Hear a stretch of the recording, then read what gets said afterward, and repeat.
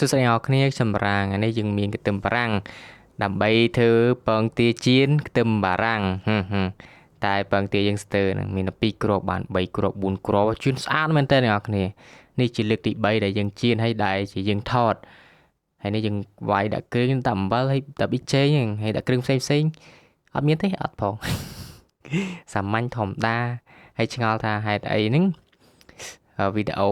ទៅមុនអ្នកបញ្ចូលលេងនៅសារតាម CapCut ហ្នឹងពិបាកមើលមែនតើហើយទី2តើតើនឹងនាទីរបស់យើងក៏ខ្លីដែរត្រឹម1នាទីចូលខមហើយឡើងលើតិចតួចតែប៉ុណ្្នឹងឯង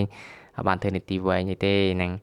ហើយយើងវាយពងទាច្បល់គ្រឿងឲ្យហើយយើងលាងខ្ទឹមបារាំងរួចហើយបន្តមកទៀតយើងច្បល់ចូលគ្នាកាត់ឲ្យខ្ទេចជាងហ្នឹងក៏ស្អាតក៏ល្អដែរអ្នកនរហើយយើងកាច់ឆ្កានហ្គាដាក់ឆ្នាំងចាឲ្យក្តៅហើយយើងដាក់ពងទាយើងចូលផ្លឹបជាមួយនឹងខ្ទឹមបារាំងយ៉ាងឈ្ងុយឆ្ងុំពិសាបើកភ្លើងខ្លាំងបន្តិចអានេះខ្ញុំថែមទឹកអ្នកនរថែមទឹកទៅវាឡើងចឹង